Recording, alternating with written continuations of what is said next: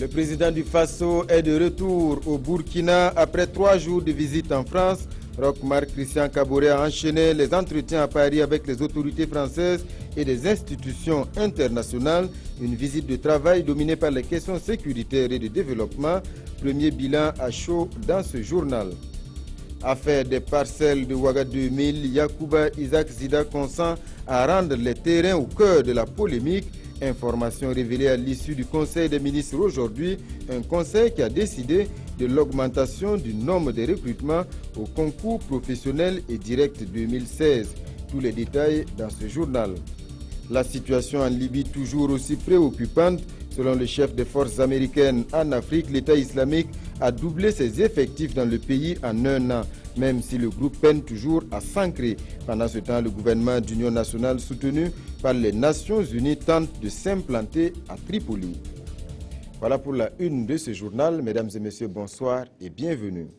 Le président du Faso face au consul honoraire du Burkina en France et en Italie. La rencontre a eu lieu hier à Paris en marge de la visite officielle de Roch-Marc Christian Kaboré en France. La nouvelle dynamique souhaitée par le président a été présentée au consul honoraire. Objectif, leur donner la vision et la feuille de route afin qu'ils puissent mieux défendre les intérêts du Burkina. Ali Doubadini, Jacques Lamissa Tarpaga.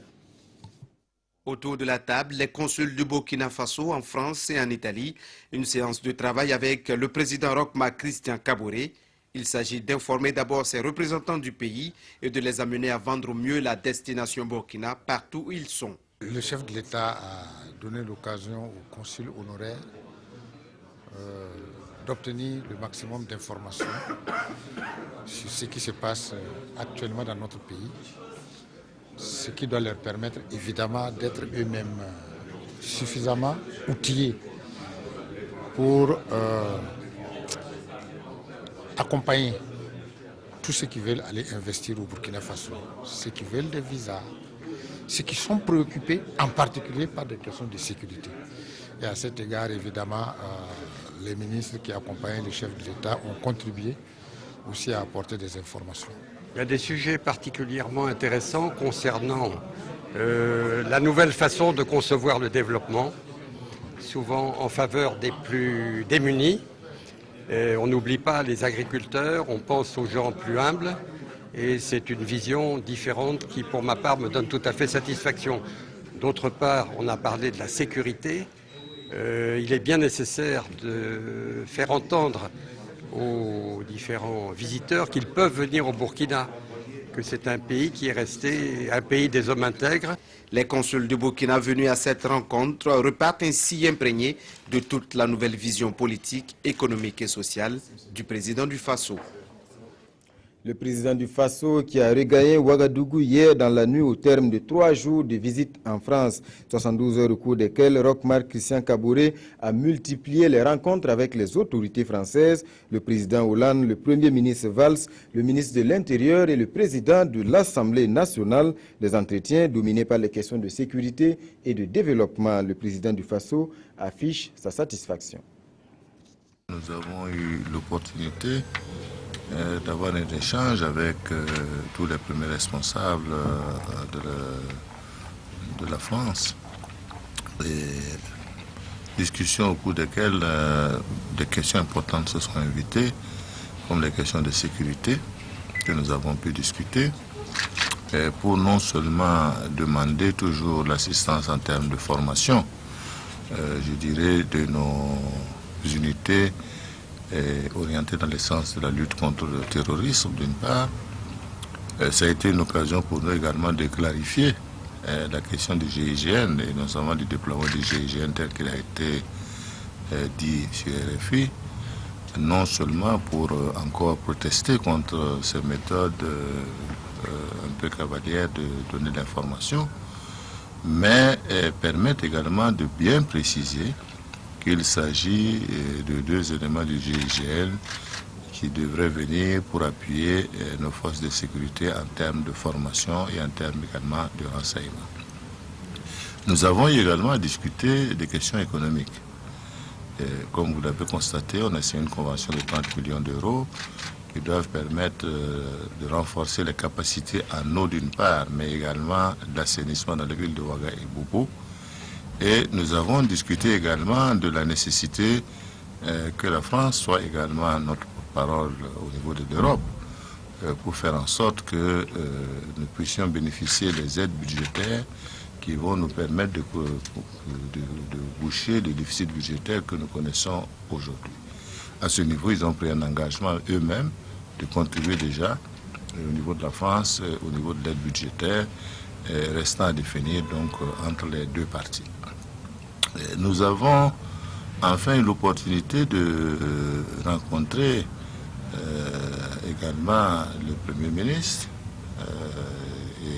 qui était déjà venu à Ouaga et vis-à-vis duquel également nous avons demandé de réfléchir un peu sur un type de matériel technique que nous pouvons mettre à notre disposition. Parce que ce que nous souhaitons à terme, c'est qu'il faut que les forces de lutte contre le terrorisme burkinabé soient opérationnelles et puissent s'occuper de gérer eux-mêmes cette question-là.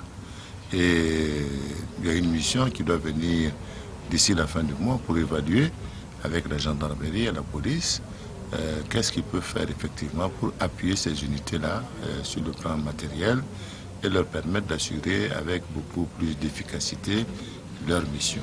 Nous sommes partis également au Parlement, où nous avons évoqué avec la Commission des Affaires étrangères la situation au Burkina Faso.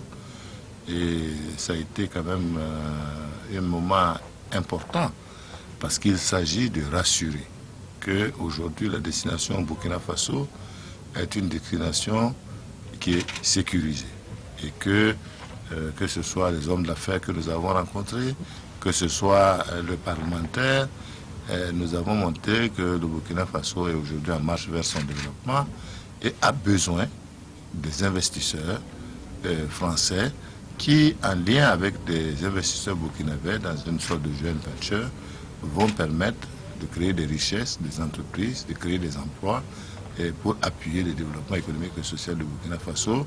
Et je dois dire que nous avons eu partout où nous sommes passés un bon écho. Et d'ailleurs, il y a une mission du MEDEF qui doit se rendre au Burkina Faso d'ici la semaine prochaine pour que nous puissions approfondir les discussions.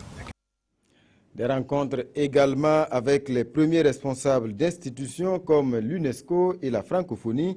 Là aussi, le président du Faso tire un bilan positif. Au niveau de l'UNESCO, nous avons eu également de très bonnes discussions. D'abord, pour demander à l'UNESCO de rétablir leur prix au niveau du FESPACO, même s'ils interviennent par ailleurs à travers d'autres prix qui sont des prix de l'Union africaine. Nous avons demandé également un appui à l'UNESCO pour la formation des 4200 enseignants. Et je pense que sur ces deux points, nous avons vraiment été entendus. Et en tout cas, il a été même promis de pouvoir nous aider grâce également à l'utilisation de nouvelles technologies de l'information et de la communication à faire de meilleures formations, que ce soit des enseignants, que ce soit également des élèves et des étudiants au niveau du primaire et du secondaire.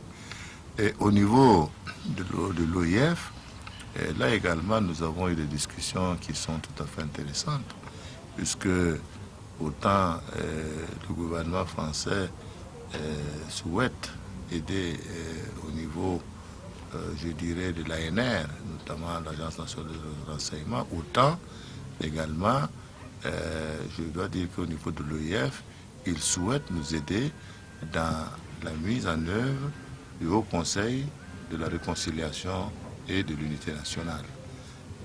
Les expertises sont disponibles et ils souhaiteraient donc faire en sorte qu'ils puissent également jouer un rôle d'appui à cette institution-là. Et je crois que nous avons en tout cas marqué notre accord.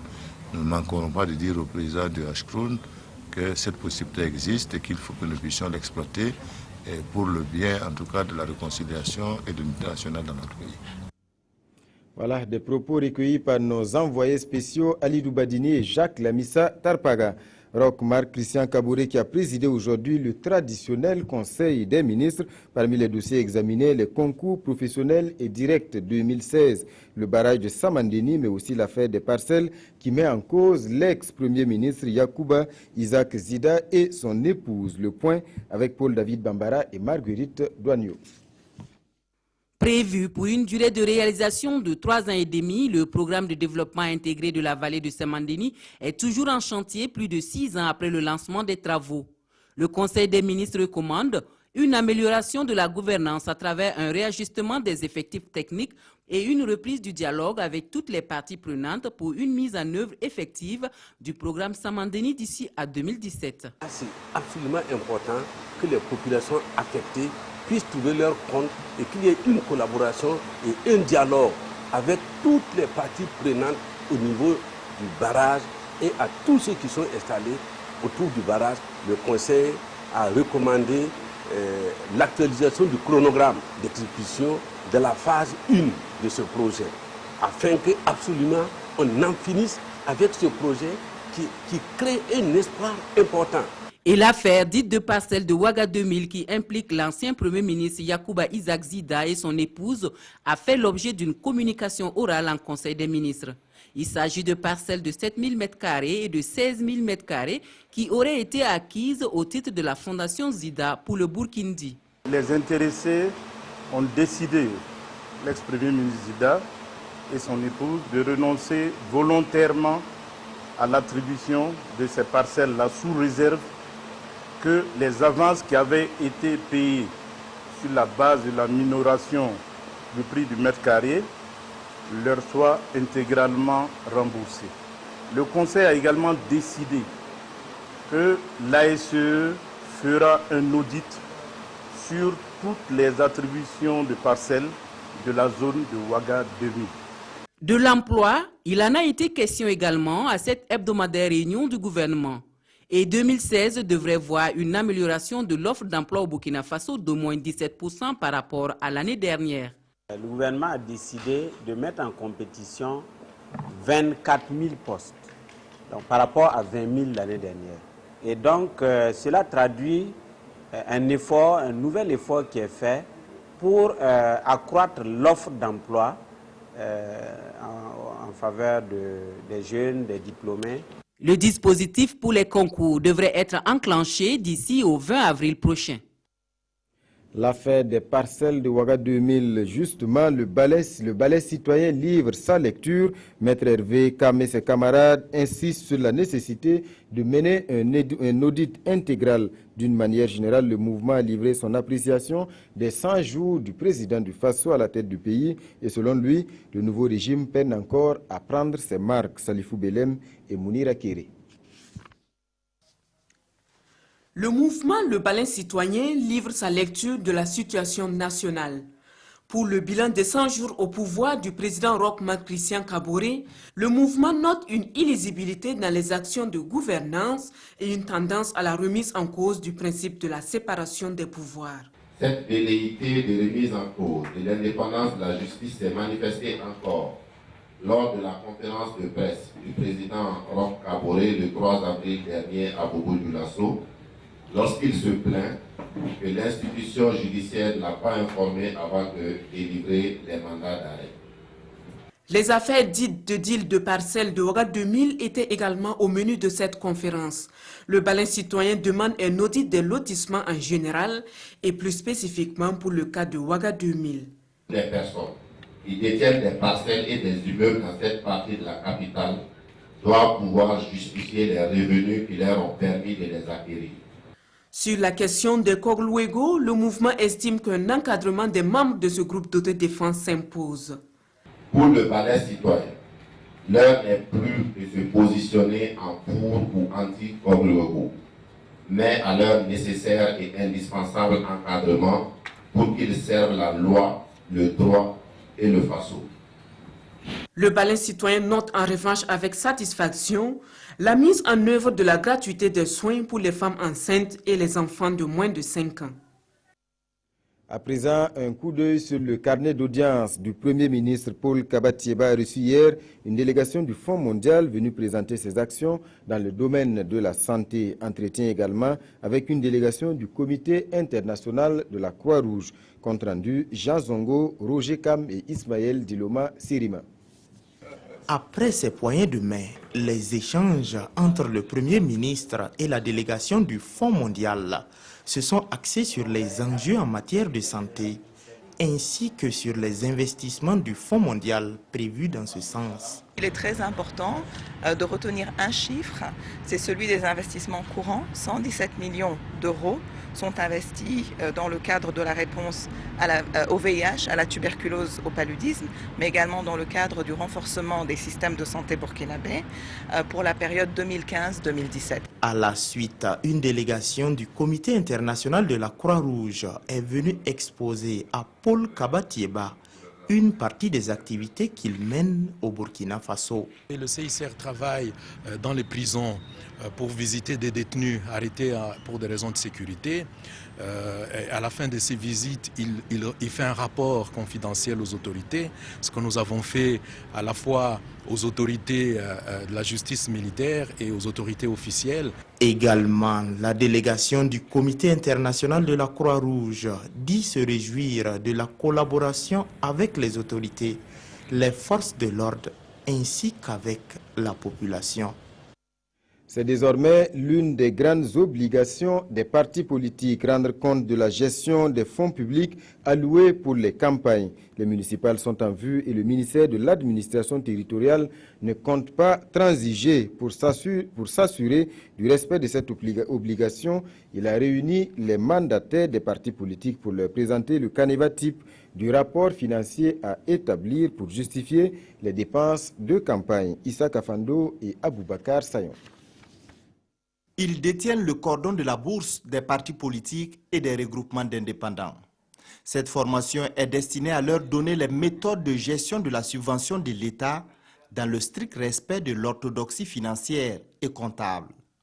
Ces gestionnaires de fonds publics alloués aux partis politiques vont surtout apprendre à maîtriser la destination de ces fonds et à élaborer les rapports financiers. On a pensé qu'il était bon, étant donné qu'il y a des manquements, de faire un atelier de formation pour qu'une fois l'argent donné, ils puissent mettre en branle le canevas qui leur est donné, le document de présentation des justificatifs, afin que les choses se passent bien et que pendant les contrôles, on puisse se rendre compte que véritablement les finances publiques sont bien gérées dans notre pays, y compris par les partis et formations politiques. À quelques semaines du début de la campagne électorale pour les municipales du 22 mai, cette formation permettra d'éclairer les mandataires financiers des partis politiques. Quand on vous octroie des fonds publics, on ne sait pas comment il faut dépenser. Par exemple, aujourd'hui, moi je suis responsable d'un parti politique. Pendant la campagne électorale, les militants viennent de gauche à droite. Est-ce que moi j'ai le droit de voir un militant qui passe, qui vient me voir, Monsieur le Président, je vais vous voter, j'enlève au moins un billet de 1000 francs ou 2000 francs. Est-ce que la loi m'autorise à faire cela? Quelles sont les dépenses que la loi m'autorise à faire? La justification des dépenses liées aux activités de campagne des partis politiques se fait auprès de la Cour des comptes. Cette formation, initiée par le ministère en charge de l'administration territoriale, s'inscrit dans une démarche de transparence et de reddition des comptes. Autre préoccupation en période électorale, la préservation de la paix sociale. En la matière, les leaders religieux et coutumiers ont un grand rôle à jouer. C'est la conviction de l'association Racine et le programme Paix et Développement de l'USAID. Mais encore faut-il qu'ils adoptent les bonnes attitudes. Jean-Eudes Bayala et Foussé Nikindo. Pour des élections municipales crédibles et apaisées au Burkina Faso le 22 mai prochain, l'association Racine et le programme Paix et Développement de l'USAID sensibilisent les leaders traditionnels et religieux. Le Burkina Faso est une démocratie, mais on sait bien qu'il y a l'importance, le rôle que les chefs religieux et traditionnels portent sur leur communauté. À travers l'histoire récente du Burkina Faso, le rôle incontournable des autorités traditionnelles et religieuses dans la résolution des crises et dans le développement participatif n'est plus à démontrer. Et pour cette rencontre de Zignaré, les leaders traditionnels et religieux vont revisiter le code électoral, les stratégies de résolution des conflits. Nous avons déjà engagé un projet avec le PDEP2 lors des élections présidentielles et législatives. Et donc, je l'ai dit, c'est la phase 2 de ce projet qui est en cours en ce moment.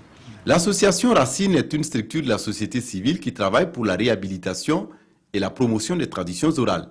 Elle a vu le jour le 19 février 2015 à Ouagadougou. Et quant au PDF2, l'objectif assigné par l'USAID au projet Paix à travers le développement est de réduire les risques d'instabilité et accroître la résilience liée à l'extrémisme violent. Les États-Unis renouvellent leur engagement aux côtés du SEALS dans son combat contre la sécheresse et l'insécurité alimentaire. Le partenariat est vieux d'une quarantaine d'années. Il vient de se matérialiser encore par un appui financier. 2,7 milliards de francs CFA pour lutter contre la faim dans l'espace. CEDEAO, Roger Kam et Draman Dadian. Manger à sa faim demeure un défi à relever dans l'espace CEDEAO. Et pour changer la donne, l'USAID vole au secours du SEALS, le comité permanent inter-État de lutte contre la sécheresse dans le Sahel. Avec cette signature d'accord de financement, le gouvernement américain octroie plus de 2,7 milliards de francs CFA au SEALS. Une somme destinée à améliorer la sécurité alimentaire et la résilience des populations sahéliennes. Elle sera injectée dans les programmes et les projets qui touchent la vie des populations les plus nécessiteuses, issues des travaux de modernisation des secteurs de production agro-silvopastorale et halieutique. Nos attentes, c'est que le SEALS continue à produire des résultats saillants, des résultats qui fassent une différence dans la vie du peuple sahélien. Le donateur invite donc les pays membres du SEALS à une synergie d'action. Les problèmes que vous confrontez au Burkina sont aussi confrontés par nos frères au Niger, au Mali et ailleurs au Sahel. Ce qui nous intéresse, c'est une approche où chacun de ces pays peuvent s'unir, se mettre ensemble. Sur place, assurance a été donnée que tout est mis en œuvre pour que cette subvention du peuple américain permette d'améliorer les conditions de vie des populations du Sahel. Hors de chez nous à présent, je vous le disais en titre, la situation en Libye toujours aussi préoccupante. Selon le chef des forces américaines en Afrique, l'État islamique a doublé ses effectifs dans le pays en un an, même si le groupe peine toujours à s'ancrer. Pendant ce temps, le gouvernement d'union nationale, soutenu par les Nations Unies, tente de s'implanter à Tripoli, la capitale qui est toujours sous le contrôle de milices. L'État islamique a doublé le nombre de ses combattants en Libye, mais l'organisation terroriste reste perçue comme une force étrangère et ne parvient pas à s'implanter comme elle l'a fait en Syrie. C'est l'analyse en demi-teinte que fait aujourd'hui le chef des forces armées américaines en Afrique. En Libye, les services de renseignement américains pensent qu'ils sont entre 4 et 6 000, dit-il. Si on compare avec nos estimations de l'année dernière, c'est probablement le double de ce qu'ils étaient il y a 12 ou 18 mois. La Libye est instable depuis la chute de Kadhafi, avec aujourd'hui 2 autorités rivales, à Tobrouk et à Tripoli, l'État islamique qui contrôle la côte dans la région de Benghazi et le gouvernement d'union qui tente de s'implanter à Tripoli avec l'appui de la communauté internationale. L'émissaire de l'ONU pour la Libye, Martin Kobler, qui s'est rendu cette semaine à Tripoli, explique que les conditions de sécurité restent fragiles et la situation politique instable. Et puis l'affaire Panama Papers qui continue de faire des vagues. Cette fois, c'est le Premier ministre britannique David Cameron qui cristallise les critiques. Après avoir nié les accusations, il a fini par avouer avoir détenu des avoirs dans le fonds offshore de son père, une affaire embarrassante. Certaines figures de la scène politique appellent d'ores et déjà à sa démission. Le Premier ministre britannique David Cameron est sous le feu des critiques depuis qu'il a admis avoir détenu des parts du fonds offshore de son père. Sur son compte Twitter, le député travailliste John Mann appelle Cameron à démissionner et estime que c'est une question d'honnêteté. Cameron a tiré profit du fonds offshore de son père, tweet de son côté le Financial Times, alors que le Daily Telegraph parle de la pire semaine du Premier ministre qui a admis avoir eu des actions avec son épouse. Samantha et moi avions un compte commun, dit-il. Nous détenions 5000 actions Blairmore Investment Trust que nous avons vendues en janvier 2010 pour l'équivalent d'environ 37 000 €. À la question s'il a fait un profit, Cameron répond qu'il a payé des taxes sur les dividendes, mais que le profit sur la vente était trop faible pour qu'il soit imposable et que tout a été fait dans le respect de la fiscalité britannique. Dans un premier temps, David Cameron a pourtant omis d'évoquer les actions qu'il a vendues peu avant d'arriver au pouvoir. Je n'ai ni action, ni trust ou fonds offshore, rien de ce genre, disait-il mardi. Voilà une description très claire. Le nom du père de David Cameron est apparu dans les Panama Papers. Les révélations des comptes offshore au Panama. Le fonds fiduciaire qu'il administrait permettait aux clients qui le désiraient de se soustraire en partie à l'imposition en Grande-Bretagne. L'affaire des deals de parcelles et de blanchiment d'argent qui continue de défrayer la chronique au Burkina. Les quotidiens rapportent les avis de certaines OSC. Autre sujet développé dans les colonnes, la sortie médiatique de l'alliance des partis de la majorité présidentielle. Revue de presse avec Tobo Méveline Dabiré. Le mouvement Plus rien ne sera comme avant vole-t-il au secours de Yacouba Isaac Zida, interroge Notre Temps, puisque explique aujourd'hui au Faso, lors d'une conférence de presse donnée par cette structure sur les questions relatives au deal de parcelles à Ouaga 2000 et au blanchiment d'argent, ce mouvement a dénoncé un acharnement sur Zida. Pour ce mouvement, ces affaires contre Yacouba Zida cachent une haine viscérale et une détermination obsessionnelle que nourrissent et continuent de nourrir les anciens barons de la 4e République, précise DNF. Mais, rétorque le CCNOC dans le quotidien, si Zida est impliqué, il doit répondre. C'est aussi lors d'une conférence de presse que le cadre de concertation nationale des organisations de la société civile a affirmé ceci dans le pays. Ceux qui ont détourné de l'argent doivent être purement et simplement dénoncés. Ceux qui ont dealé nos parcelles doivent être clairement désignés sur la base des preuves. Enfin, le mouvement Plus rien ne sera comme avant conclu dans l'Observateur Palga. Soyons tolérants, disciplinés et faisons confiance à la justice.